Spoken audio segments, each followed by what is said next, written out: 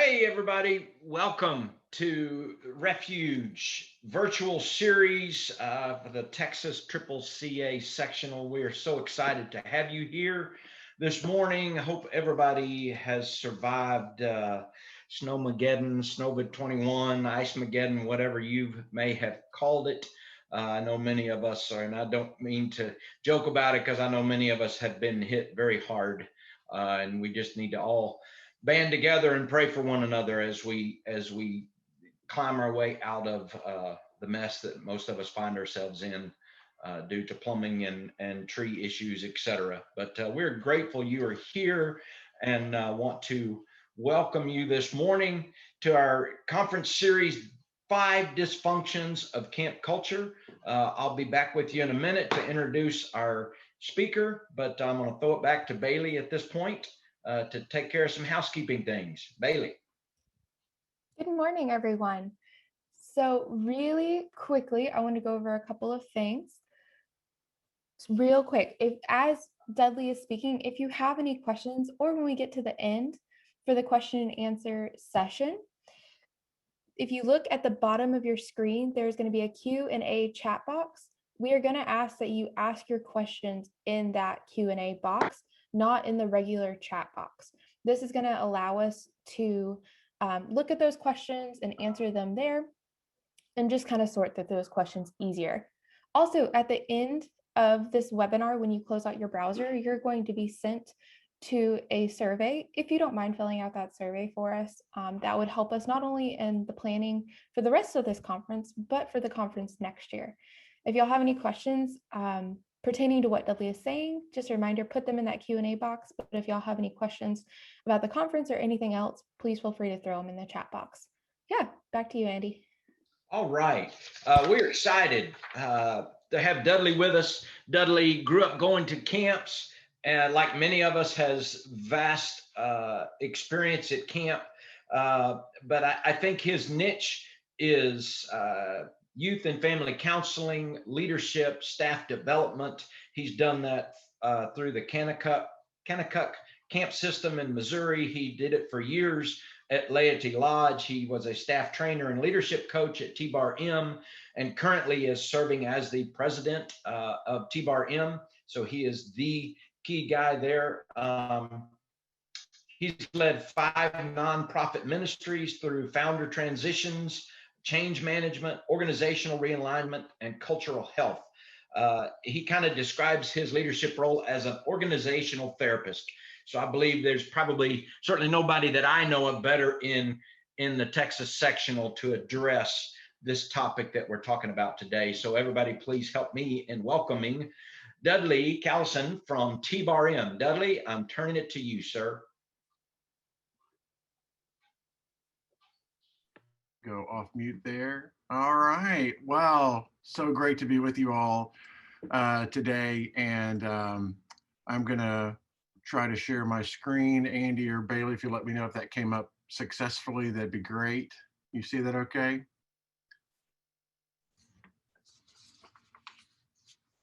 I'll take that as a yes. That's good. All right. Well, as Andy mentioned, I do have a counseling background. I did not want to be in a revolving door counseling practice, and then just began to, in leadership and ministry, apply some of the things I learned in counseling and as a family practice therapist to the organizational environment. And what a privilege it has been over the years to think about the various ways that good therapeutic understanding applies to an entire ministry culture. You know, at the end of the day, ministry is family. You know, I mean, camp is family, right? I mean, every camp I've been to has a sense of welcome home in their culture. And that is really good. I mean, here's a picture of our, you know, our Timothy team, our interns for the year, and they're actually living in a big family house together. And so they are forming this sense of family. And, you know, we have these images of the ideal families that are out there in the world, whether, you know, it may be the royal family or some other kind of family. that we just have this image that family is this really idyllic setting. And for some people it is, and I don't begrudge them that. But for most of us, family is a little bit more like this. I mean, family is crazy. It's got weird relatives. You know, I used to kind of think about our weird relatives in our extended family until I realized, wait a minute, maybe I am the weird relative, the weird Uncle Dudley that people talk about, that the nieces and nephews describe. I mean, maybe I am part of that same dysfunction in ways that I'm not even aware of. And here's the truth. It is so accurate to say that camp and camp staff operates as a family, because we bring all that weird, odd, insane dysfunction into the workplace like we do into our own homes and extended family systems. So let's think about camp family and camp staff and the culture that we're trying to create from this idea of a family systems perspective. Now, what is family systems theory in counseling? Just briefly, if you're not aware of what it is, family systems theory was created and developed by Dr. Murray Bowen in the 1960s to better understand the nuclear family as a system and how that whole system has an effect on the individual and the family behavior. Before this, counseling followed a medical model where the client was seen as the patient, and basically all of the other external variables were ignored. You had a treatment plan for a patient to go through as an individual. Family systems theory realizes that the entire family shapes and forms the individual, and you can't talk about an individual changing their behavior and transforming into a new way of being healthy without addressing the system in which they live and dwell. I think that could be said true as also for a camp staff environment. When I first started in family practice counseling, I worked at Shelterwood Youth Home. So Shelterwood Academy was started by Kanakuk Camps as a spinoff ministry. These were campers who came to Kanakuk and they had a wonderful summer experience, and they went home and were so disruptive that they basically shattered their family system. So these camp families called Joe White and others at Kanakuk and said, hey, my kid does great when they're at camp. How about they just live with you like all year? And so they started this residential youth treatment center called Shelterwood. And before there was a Kanakuk Institute, the year-long interns worked in the houses with these Shelterwood kids as part of their discipleship program. What we realized really quickly at Shelterwood was that much of what that teenager was bringing into the youth home, they learned right in their home of origin. We had a dad call and was really challenging our spring break policy, because our Shelterwood spring break was a different week than their home spring break back in Ohio or wherever they lived. And so he was calling to try to change the rules for how Shelterwood operated, and he would not let this go. I mean, he challenged every single thing we brought to the table to say, this is why it won't work well for your child to take a different week of spring break. And finally, as his family counselor working with his child, I said to him, you know, you made a comment to me when we checked your child into Shelterwood that they just have no ability to follow your rules. I said, where do you think they learned that, Dad? Where did they learn that oppositional behavior? And he obviously just blew up at me. You know, I mean, then I was the problem for pointing it out. And sure enough, that's an example of how even in a ministry environment, you know, we have to look at not just the individual and say the problem in our staff culture is him or the way she behaves or this issue or that program. We have to look at the entire camp family as a unit, as a system in which we're all trying to be healthy and vibrant and growing into and toward maturity. This is so scriptural, this whole idea of looking at a family as an integrated whole.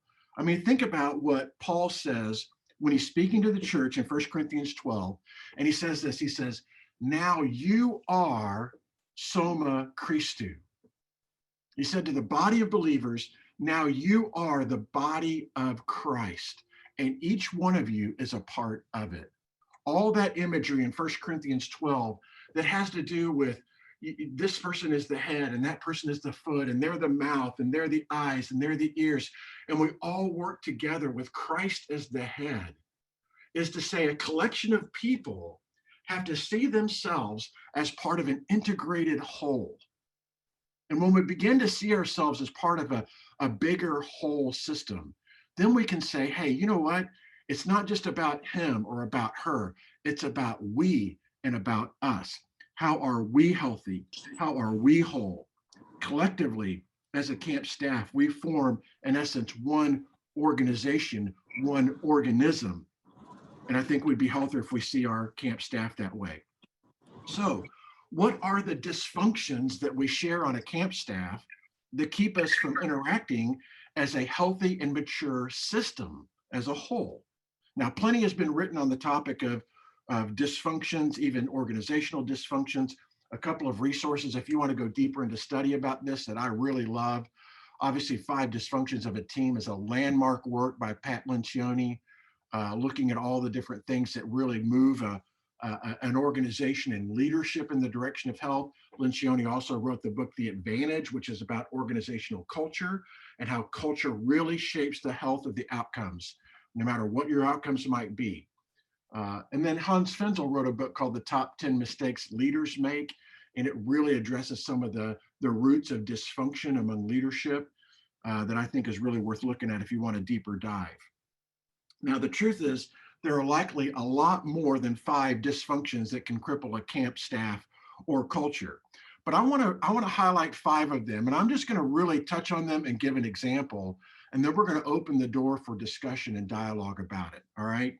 So here we go. The top 5, I think, dysfunctions that you might find in a camp or ministry culture. Number 1, dysfunction, inbreeding. Inbreeding. Now, what is inbreeding? Technically, it's the mating of individuals who are genetically closely related. And we know from history that causes all kinds of problems, genetic disorders, and things get jacked up, and traits don't have the benefit of alternative DNA strands. And I think that happens in a camp culture too. 2 treatments quickly. Number 1, use your values to eliminate any toxic traditions. And then secondly, have clear policies about hiring, especially around nepotism. So in another ministry setting, I was brought in to follow a founder, and that founder had ended up hiring a bunch of his family members. And the first day that I was on the job, 5 of the founder's family members started reporting to me. And it became quickly apparent to me that this was more than just a staff that was a family. This was literally a family system employed by the same organization. That's not bad, and that's not wrong by itself. But here's the thing, that founder could never fully appreciate the tensions it created for anyone on staff not a member of his family. He said, why would this be a problem for anyone? My wife's lovely to work with. My daughter's fantastic. My son-in-law is really competent at his job. But anytime there was tension or awkwardness or a confrontation that needed to happen, there was a huge resistance from anybody that was not in that family to call out any behavior among the staff members that were part of that family. So treatment, have clear policies about hiring, especially around nepotism specifically. Dysfunction number 2, let's keep going. Barriers. And I'm going to describe this specifically for camps that are not affiliated with a specific church or religious denomination. So T-Bar-M, it may be like your camp, is interdenominational and hosts a variety of religious backgrounds, denominational backgrounds, campers that are Catholic and Protestant, staff that we hire that are across the board, and we don't have a specific religious affiliation. And I think that leads to a different kind of dysfunction, which is a dysfunction of looking at what would be a phantom barrier that comes from a church setting that then gets applied in a camp setting. So let me give you an example of this. one of the long-term legacy leaders here who brought me to T-Bar-M, dear, loving, long-term, lifetime friend, was a legacy camp leader at one of our overnight camp programs. And my first year on staff, I noticed that everyone teaching the summer evening worship sessions were the guys on his staff, even like very young, inexperienced guys. And so I asked him, I said, hey, how come there are not any women that are teaching the camp evening session? He said, well, because we don't do that. I said, well, who's we? He said, well, it's not part of the church system I grew up in. And I said, bro, you know I love you, but this is not your church. I said, do you have a woman on your team who actually others have said has a spiritual gift of teaching? He said, yeah, Natalie does. I said, all right, man, I just want to encourage you, open up a slot for Natalie to teach an evening session this summer. And so he let her co-teach with two other guys. So Natalie basically had 10 minutes out of a 30-minute evening session, probably even less than that. We talk about camper time and attention. And Natalie so blew it out of the water with her gift of teaching that the next summer he gave her her own session and included her in the teaching rotation. So one of the false barriers that we can create is where we bring wonderful traditions that people have in their church context or the denominational background, and they bring it into the camp ministry setting. And they assume that because that's how I operated over here, or this is how we operate at my church, that must be what it looks like here in our camp setting. That's not necessarily the case. I think it's good to state a cultural goal around growth and development that allows everyone to grow to the full extent of their gifting and their calling. So here at T-Bar-M, we've adopted this cultural statement where we say this will be a safe and healthy ministry culture where everyone on staff can thrive to the full extent of their spiritual gifts and their ministry calling. Everyone on staff can thrive to the full extent of their spiritual gifts and their ministry calling. Now, I don't mind if people have disagreements or put barriers on those kind of things at their church, or even if they come and talk about an appropriate barrier or why we would or wouldn't do that in a camp setting. But we have a wonderful opportunity, at least in a camp setting like this, to not place false barriers in people's way to cultivating their gifts and their calling. We hire a lot of young adults. They don't even know what their future is going to look like. It's a great opportunity to see how we can help develop them. That leads to the third dysfunction I want to describe, which is the dysfunction of immobility. Immobility. This is where we hire people into one role and we only see them in that role. We never ask what else might they be doing? Where else might God be taking them? And how can this position help prepare them for what God has for them down the road? I've talked with some camp leaders and they find this dynamic to be fairly consistent for them too. They hire an assistant camp director, but camp directors stay pretty stable. So over the course of years, that assistant director doesn't have the opportunity to promote up into the director role. And even then, if you got 2, 3, 4, 5 assistant directors and only 2 camp director positions, those positions don't open up very often. And so they end up having to leave that camp system to go join a different ministry organization, just have an opportunity to flourish and thrive or promote into a different level of leadership. That doesn't have to be the case. 2 years ago, when I started asking the question, okay, I know what you're doing now. What do you dream about doing in the future? Where do you think God is taking you in years to come? And how can this job help begin to prepare you for that future? 2 years ago, we had 17 leadership changes within our leadership community here on staff. 17 people changed roles. Out of that 17 people, 13 of them were internal hires. The other ones were hired from the outside in. So that kept us from doing all this inbreeding. The 5 came in from the outside. 13 were internal hires that then moved even into different departments, from camps to administration, from administration to hospitality. And in doing that, it gave people a chance to try on new opportunities, try on a different role, grow into some new competencies.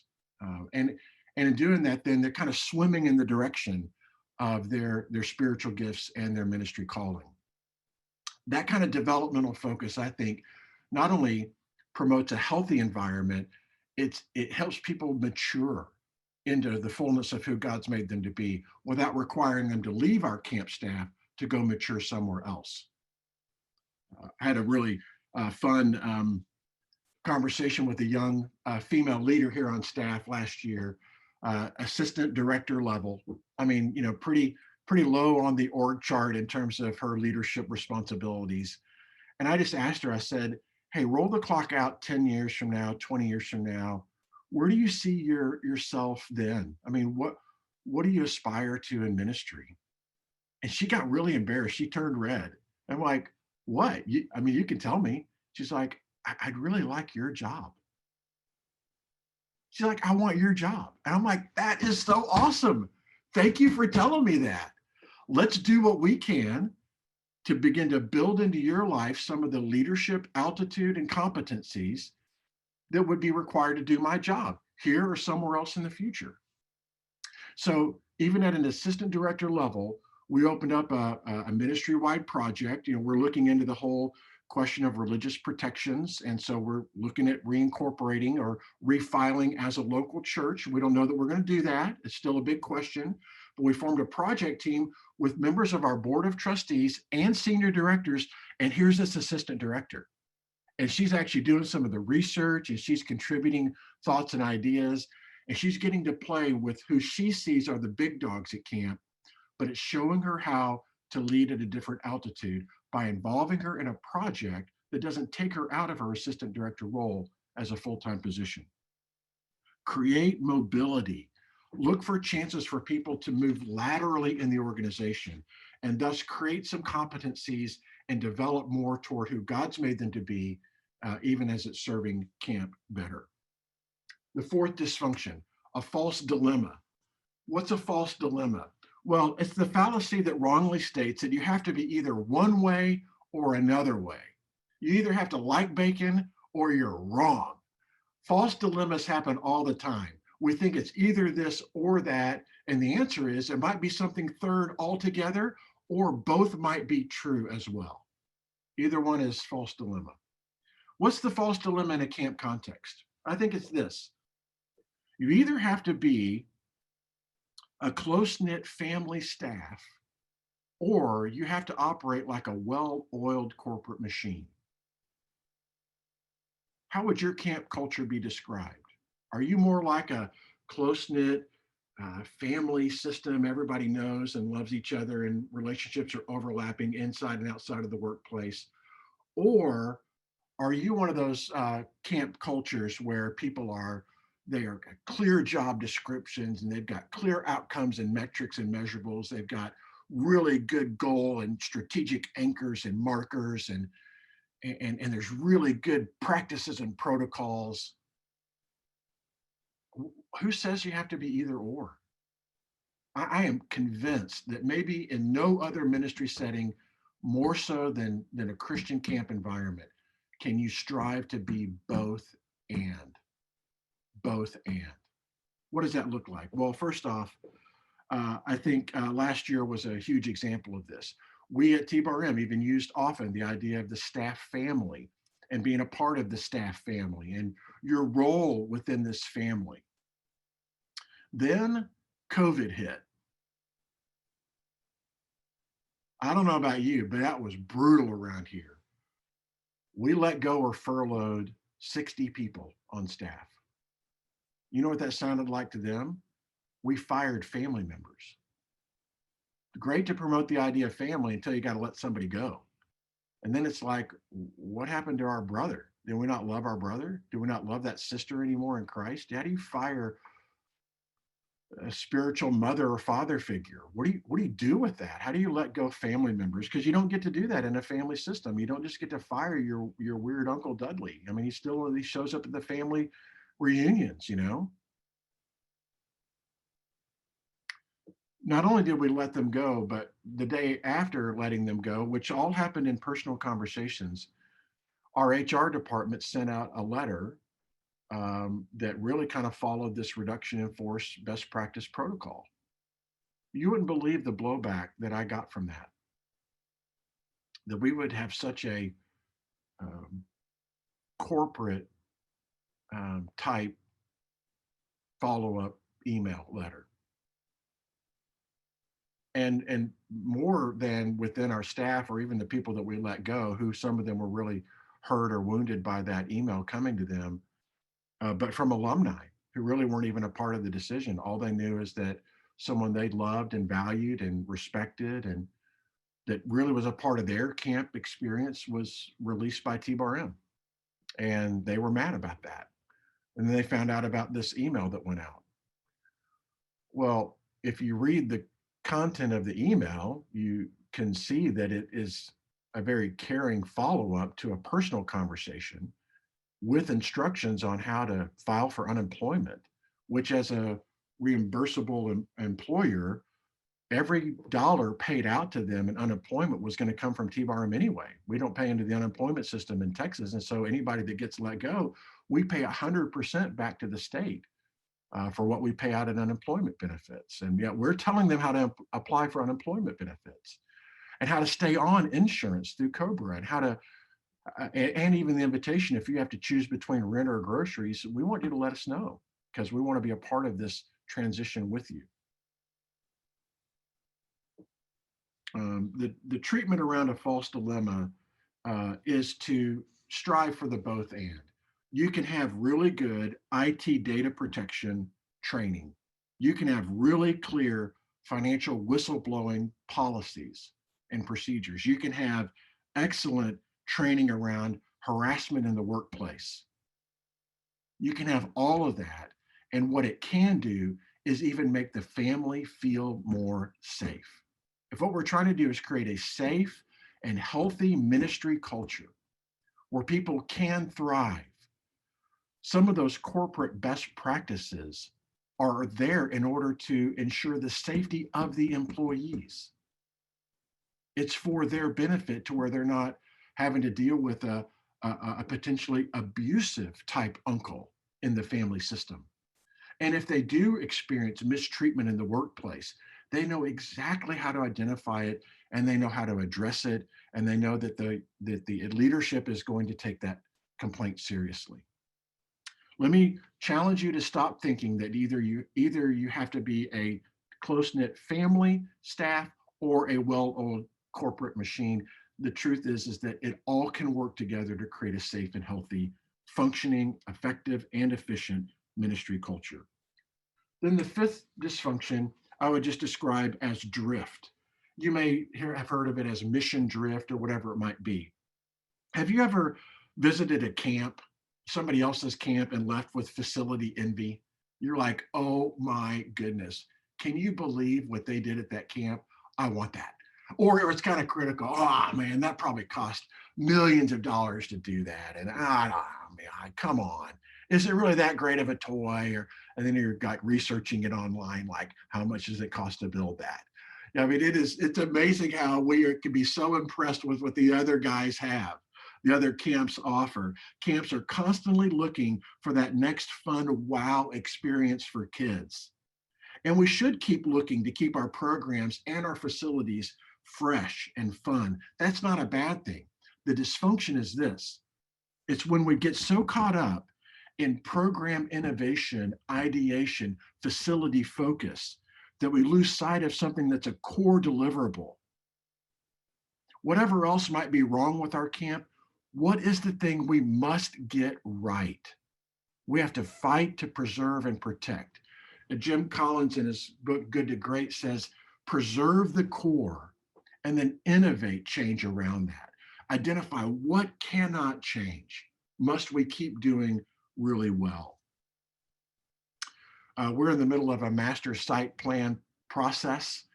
We acquired some new acreage here in New Braunfels, so we're looking at building a dedicated family camp facility out there, in addition to some improvements at our other property on Lake Travis and some things like this. I mean, this is an expensive, big capital campaign funded initiative, and we've been working on it for almost 2 years. Last night, we had a trustee special gathering to kind of finalize and get people's questions before we go for a vote next week. And I love what this one trustee said. He said, I have to just say this, in all my years and in all the ways that God has used T-Bar-M in my life, not once have I said that it was because of that great facility feature. It has always been about relationships and how God has used life on life relationships to introduce us to Christ, move us toward maturity, address sin and dysfunction in our own lives. I mean, he used really great language to say, we cannot let this idea of a master site plan and a facility build cause us to lose sight of what really matters, which is worth fighting to preserve, and that is at its core relationships, life on life interaction. When I was doing staff training for Lady Lodge and for T-Bar-M, I would often show a picture like this. So a lot of the training, as we train our summer staff, it's about ropes course elements and safety and about how to do this element or what that theme night is going to be or their role in setting this up or taking that down. I mean, there's so many safety procedures and all this protocol that we have to train into during staff training week. And yet to show this picture is to say this picture represents that gospel synapse, that gap that is right between the summer staffer and that camper. Everything we're doing, every program, every facility feature, every activity period, every meal we put on the table, everything is intended to drive to this conversation, because that's where the gospel is transmitted, right there across that gap. And even in this photo, the scriptures are right in that gap. Truth is conveyed life to life to life, and we cannot let anything else dislodge us from that absolutely core essential focus. So the treatment for this dysfunction is stay focused on that which must not change. Whatever else we do well, whatever else we add, innovate, change, wow features, whatever it might be. What is it for your camp that you would say, we must do this well, as best as we possibly can? Because at the end of the day, this is why our organization exists. All right, y'all, those are 5. I mean, you could probably name 6, 7, 8, 9, 10, plenty other ones that you feel like represent dysfunctions within a camp culture. Those are ones I wanted to bring to you today. And now I'm going to pause and turn this back over to Andy and see if we have some questions we want to ask and answer during the remainder of our time.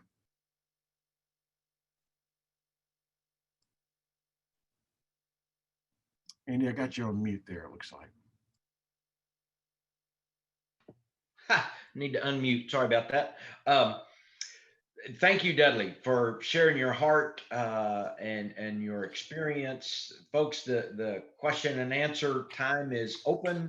So start firing those questions. At this point, there hasn't been any asked, but we're going to hang loose here for a minute.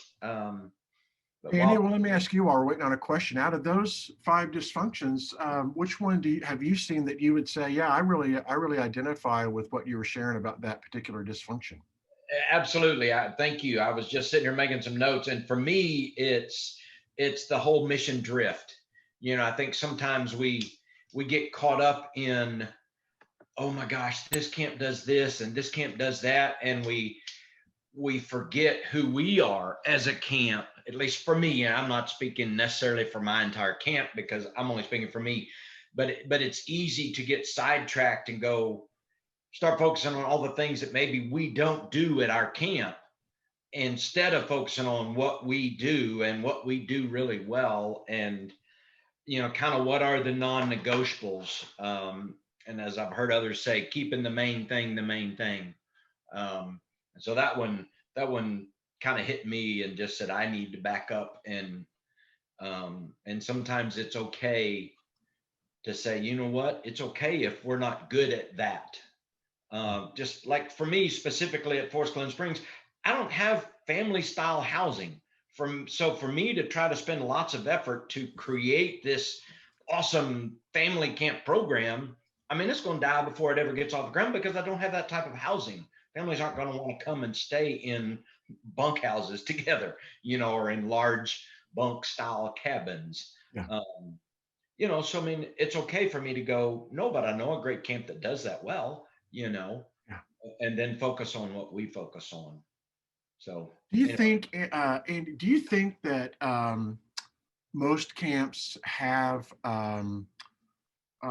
clear guidelines around not just hiring family members? Because I think a lot of camps have family members hired together. I mean, at one point, literally all 4 members of my family were on the payroll at TBRM. wow, Even both of our daughters were working in the summer camp environment. right. And I'm wondering if do you feel like that most camps have clarity around when does nepotism apply, and where is it inappropriate, or where does it create tensions, or is it just kind of a guessing game for a lot of folks? I mean, I certainly haven't experienced that at the camps that I've been on staff with. Um, so I don't know. I don't know that I can speak to that for sure. Some others Mhm. may have an answer. I do have a couple of questions that have popped up. So if it's okay, we'll hit those one at a time. Yeah. Um, what process helps you determine the difference in barriers that need to change and core elements that you shouldn't drift away from? That's such a good question. Every ministry organization has their core elements. And it's mission, vision, and values. Most of them have it. We have it in our onboarding. We have it in our policy manual. Maybe we put them on the walls. But the truth is, if you ask across ministry organizations, I think this is true in the corporate world too, the secular for-profit world, we often forget about them on a practical day-to-day basis. So one of the processes of helping determine barriers that need to change or core elements that shouldn't drift away from is to do that in a staff setting of getting the staff together and say, hey, let's look at our core values. What do you see are ways that we are violating our own values? Ask through anonymous surveys, do good staff survey feedback, Mhm. and get them to identify what 1, 2, or 3 things would make this a more pleasant place to serve. I think it answers the second question on here too, Andy, about what happens when dysfunctions are obvious, but you serve with people that don't have any incentive to try to change those. Right. I think that's why an objective tool like a staff survey can provide some data for leadership to have to really wrestle with.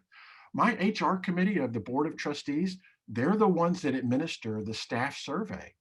Mhm. And the staff can say whatever they want about their feeling about working at TBRM this last year. And then that trustee committee forms summary statements, they identify themes, and they bring that to me for me to wrestle with my senior leadership team. What are we going to do about this? So if you have a mechanism like a staff survey, it can really highlight and bring forward some of those things. When we asked our staff, what's something that would improve working here? They said, we want to play more together. Oh my goodness. What a great thing to have to figure out how to do. As a camp, how are we not playing together? Come on. Right.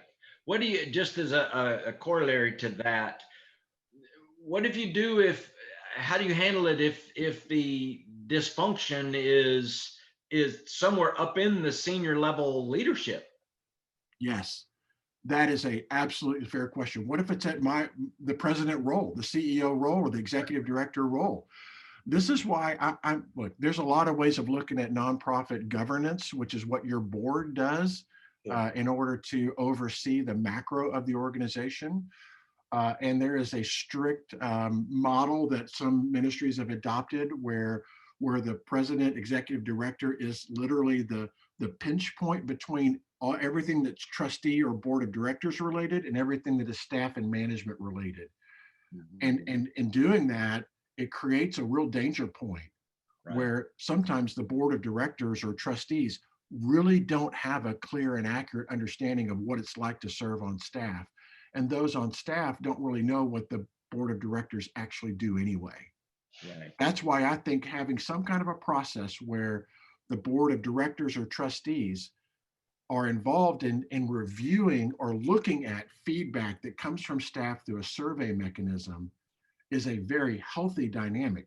It's threatening if an executive director doesn't want to face dysfunctions, but it Right. can be so insightful for every leader that says, help me know how to lead us better. Nothing's going to come out more than being able to do that through some kind of a staff survey. I'm happy to share our staff survey with anybody on this webinar that would like to see it or be exposed to a staff survey. Best Christian Workplaces does this professionally. You can contract with them. We don't do that. We've constructed a survey that we think really reflects what we want to track in our staff. And then again, there's a couple of trustees administer that to our staff. They collect and summarize the data for me and the leadership team to wrestle with. Okay. Hey, on that note, Dudley, would you mind maybe in the Q&A box, or Bailey, maybe you can do it. Can we get your email posted on here? And that way, because I'm already seeing some people asking for that survey. Yeah. And that way they can just go ahead and email you. That way you'll have their email. So if you will post that real quick, folks, hopefully if you're wanting that, I know I want a copy of it. I would love to see it to be able to compare it to our staff survey. Hey, Dudley, really quick, what I can do when I send out the recording of this session, I can get that survey from you and I'll just send it out to everyone. How does that sound? Sounds great. Perfect. So everyone good way to asking do for a that. copy, it's going to be in the email with the recording of this session. Yeah, that's great.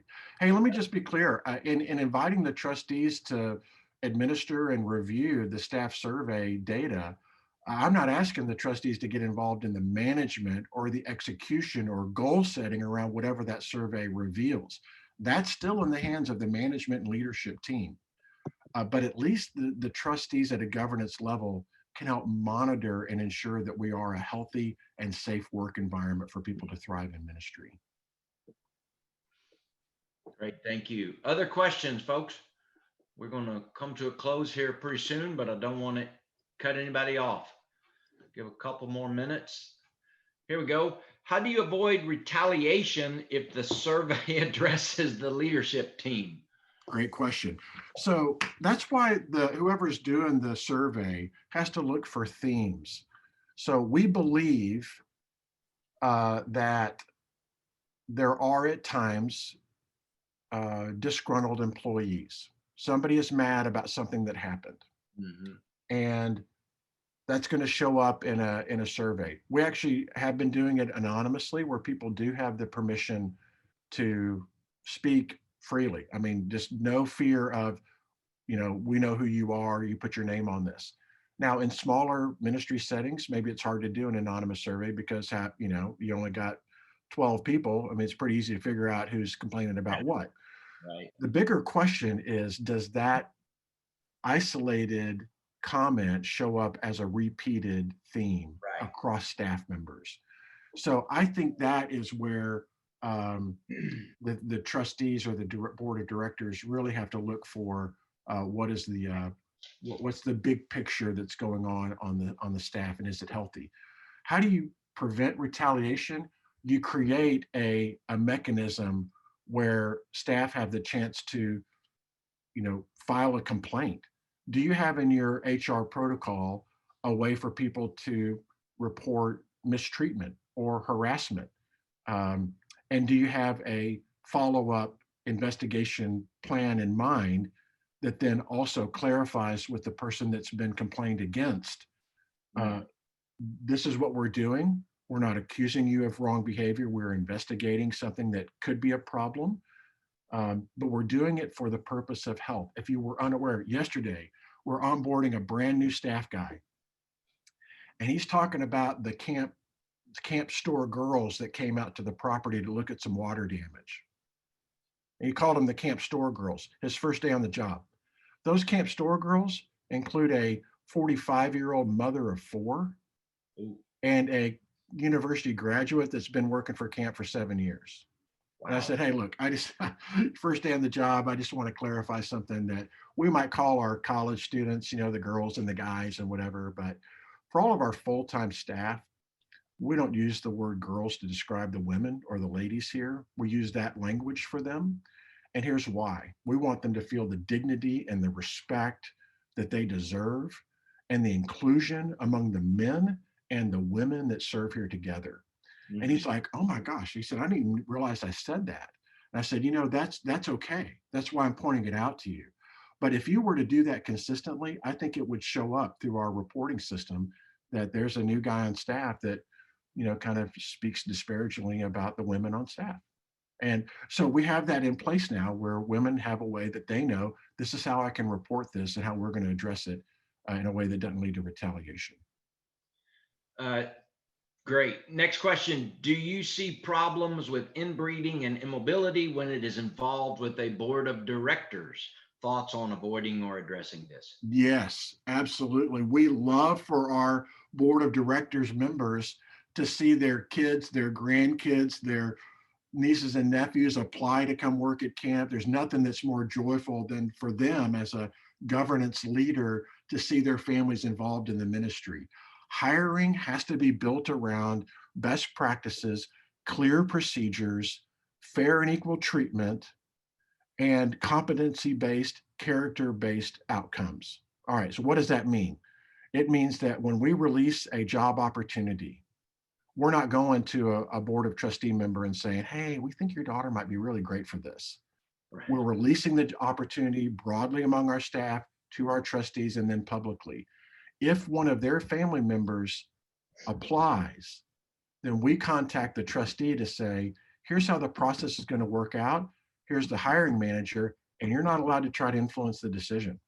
Right. They're going to be looking for this profile, and it's not because that this person is part of your family that they're going to get the job. Just to be clear about that, if they're the right person, the right fit, the right competency, character, maturity, skill set, they have a really good chance of being hired. But I'm not going to guarantee that. So even just clarifying that up front and making sure that that board members know that they are more than welcome to encourage their family members to apply, but there is no guaranteed employment. The process has to be fair and equal for everybody who applies. Okay. Something comes up for me in response to that. How do you, as president, or another term would be executive director, coming into a camp setting, and in time you discover that there are board of there are some board members, and there has been clearly some inbreeding, hiring practices. How do you delicately work through that? Yeah, let me go back to that ministry I mentioned where 5 of the founders' family members were reporting to me. One of them was not only clearly underperforming, but her lack of performance was evident to the rest of the staff. The gossip around the staff about this particular daughter's Right. work ethic was just known staff-wide. And Right. yet within that family unit, they thought she was doing a great job, right? So when I realized there was a problem around this, I sat down with this daughter who was reporting to me, founder's daughter, and I said, I don't really see a very clear articulation of your role. I can't find a job description in the files anywhere. Do you have that? The answer was no. She didn't even have a job description. I said, let's start with this. Why don't you draft out everything that you do for the organization? You help me write your job description. And then we're going to set it next to, I'm going to get job descriptions for ministries like this for people that also do your job at other ministries, and we're going to compare them. So we sat down together and ended up adding about 4 key functions that she was not even doing, but showed up on all these other job descriptions at different ministries that had the same role. Wow. When she had that clear job description written out, it raised the bar to the appropriate height. She actually couldn't come to work at 10 and leave at 3 and get this job done. She knew she had to get there at 8 and probably stay till 5 every single day just to get the job done. Within 6 months, she resigned and said, this job's not for me anymore. It was my fault. She blamed me for that. But the right way to do it was to raise the bar to the appropriate level and say, this is the job that we need you to be doing here. and that eliminated underperformance. And that way, people often self-select out rather than having to fire them or let them go and create a really awkward scenario with a board member. So basically creating very, very clear job description objectives, and then that becomes a standard, and that kind of takes the emotion feelings out of it. Absolutely. And it's no longer about who's related to who. It's about, are they doing the job they're hired and they are paid to do? Correct. And when it's really based more objectively like that, then there's a lot more you can do as a leader to address underperforming behavior. Right. Right. Yeah, those are great questions. Yeah, these are. Y'all, anybody out there that's got any other questions, we're going to tie a bow on this here in just a couple of minutes.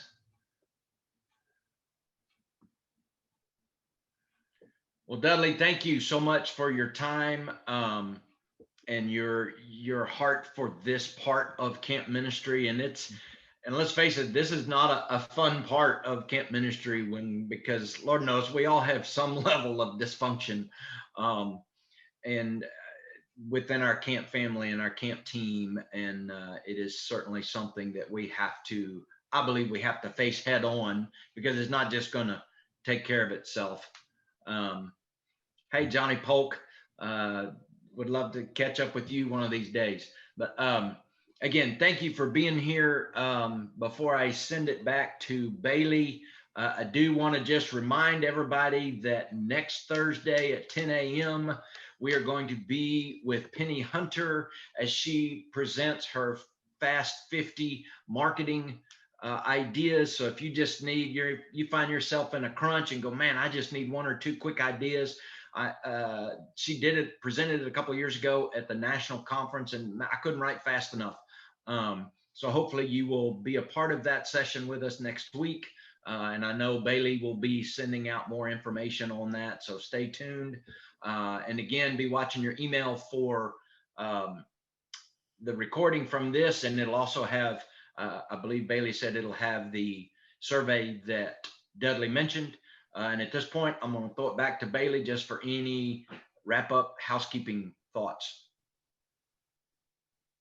Hey, thanks, Andy. Thank you so much, Dudley. That was absolutely incredible.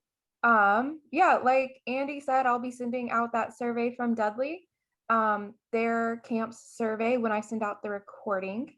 And yeah, we will see everyone next Thursday to hear Penny. When you close out the browser, can y'all please remember to do the survey for us? That would be awesome. Yeah, Andy? I just noticed one other question popped up. I think it's been addressed a little bit, but just in case Dudley wants to add something to it. Can nepotism extend beyond just hiring or promoting family members? For example, hiring friends or refusing to fire or address performance personnel issues of long-term staff members who are strongly underperforming? I mean, I think some of that answer has been covered in your others, but I'd give you an answer. Yeah. You know, I think really ultimately nepotism policies are designed to keep actual family relationships from creating unnecessary tensions in the workplace. And usually it has to do with direct lines of reporting. So when my wife was hired in a role, because I'm everybody's upline supervisor, ultimately, it was a violation of the policy that we have. So that had to go to the HR committee of the Board of Trustees to work that out. Now, when you're talking about legacy leaders or people that have, hiring friends, and that happens. We got hiring managers that their buddies apply for a job. So we come up with a scorecard of what is the ideal candidate you're looking for. And they have to show that that friend matches that scorecard in the areas of competency, experience, character, maturity, all the things that are related to that. So if you can make it a little more objective by profiling the ideal candidate, then you can make sure that any legacy friend or relationship has to meet that same standard before they're hired. And I think, Dudley, just along with the surveys that you were going to provide, if you've got some of that type of information in writing and don't mind sharing it, all of us love more opportunities for good resources like that. Great. So thanks. Great to be with you all. And any other questions that come in, I think Bailey, we might be able to figure out how to address those. Jeroy, we see you popping on the screen, brother. Great to see your face, and hope you're being safe and focused there on your drive. I made it through. Hey, Dudley, thank you so much. That was amazing. You wouldn't believe the notes I took on the road. God help me through it. We need to do advance with that, Andy. I'm sorry, say again.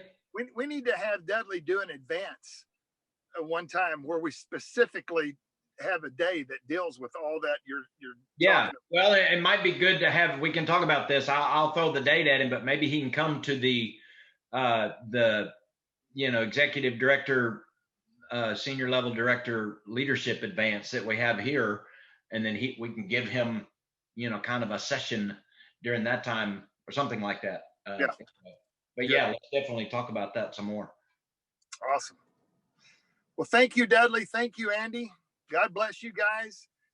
What a great webinar today. Looking forward to Penny next week. I was in that seminar with you. I got a writer's cramp. Yeah, trying to keep up with all the ideas. Indeed. So, all right. We'll see you guys.